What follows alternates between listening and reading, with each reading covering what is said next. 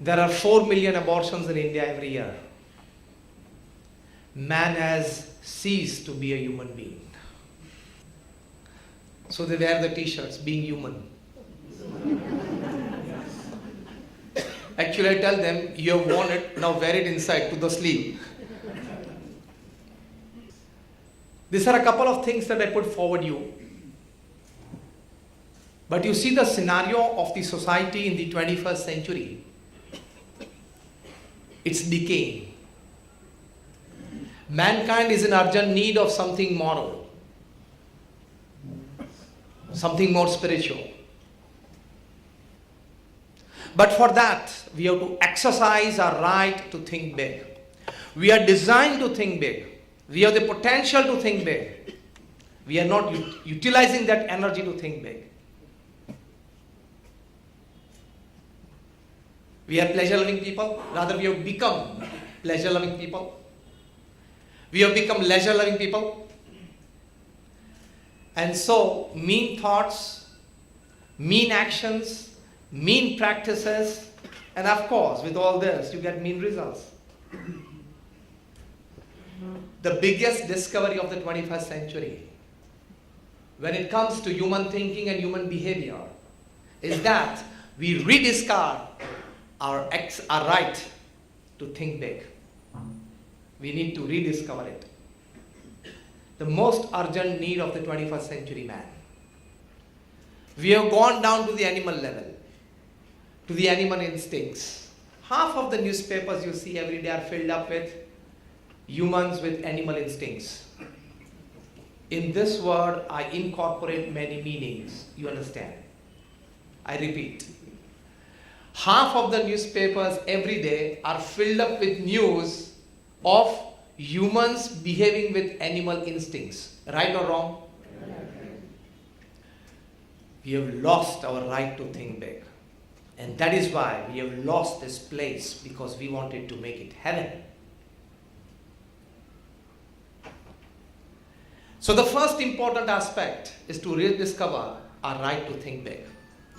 And it is always not the privilege of the academically qualified people. It is not always the privilege of the rich. Every human mind is potentially divine. Every human mind is potentially capable of thinking big. It does not have to be always a Harvard graduate for that.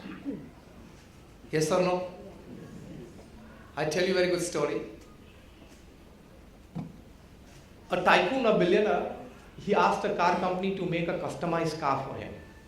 And the car was made. And when the car was supposed to be rolled out from the manufacturing unit to the roads, they found out that the car was about 2 inches taller than the exit gate. Now there was an issue, how to bring the car out. And so they decided to scrap it out. The painter said, I'll redo it, no issues. If the top of the car, the scratches, the color, I'll redo it. They did not find the idea good. So they approached the structural engineer. He said, doesn't matter. I'll break the beam and you can get the car out. They were discussing, and while they were discussing, the security at the gate, he was looking at things. And he said, sir, if you don't mind, can I suggest something? You, in this issue, this is our mentality. The start of thinking big comes here. चपरासी मुझे कोई अच्छा विचार दे सकता है, लेकिन अभी एक रिसर्च तैयार हुई है यूनाइटेड नेशन से, of the 100 best inventions and discoveries upon this earth, that includes the wheel as well, were given by people of class 3 and class 4. Sorry, 70% of the top 100 best discoveries and inventions. The cricket stadiums are full today because of the IPL, the T20. The idea came from the brain of a class 3 employee who was as a clerk sitting at the ICC office in London.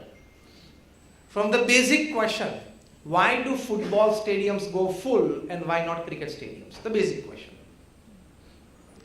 And from that evolved the idea of T20. And now you see cricket has revolutionized.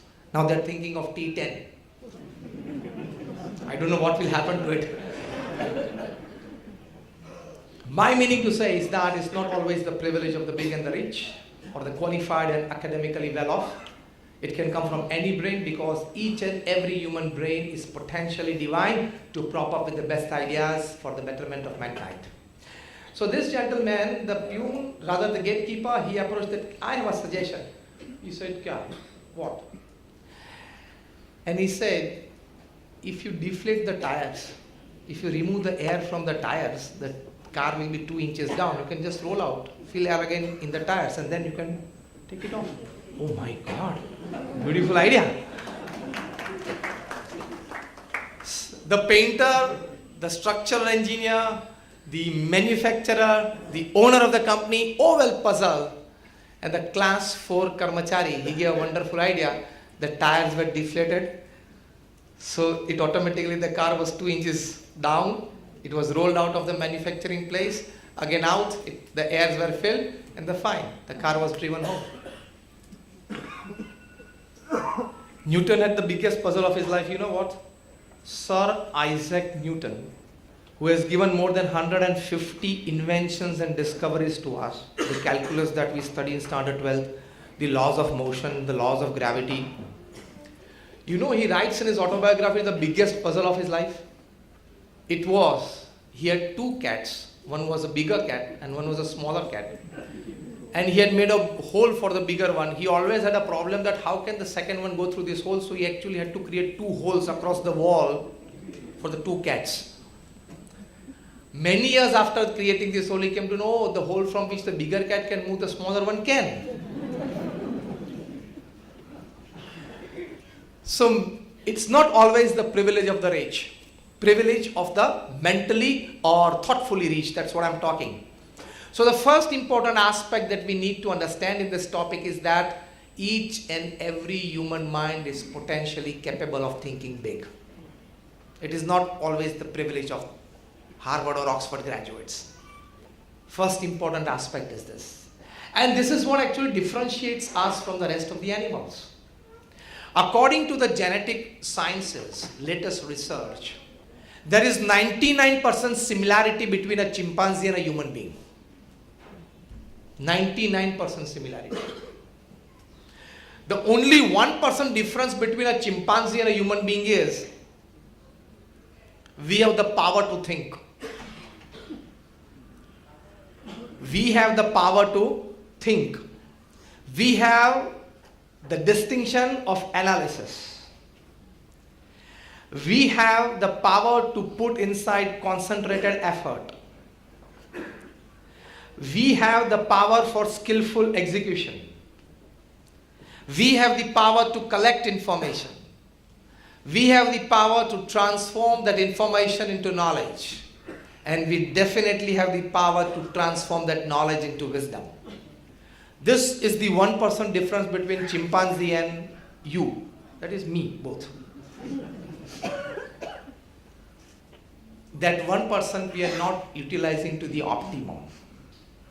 John Ruskin, the English poet, used to say, the history of mankind is the history of thoughts. Because everything that we see around us was once in a thought process. It came out as a thought from a human mind. And then we see this creation. The history of mankind is the history of thoughts. It's a fundamental thing. So now you have to keep your eyes open, your ears open, your consciousness in alert position. Then you learn lot many things from around you. You gain lot many aspects of thinking from people, things and circumstances around you.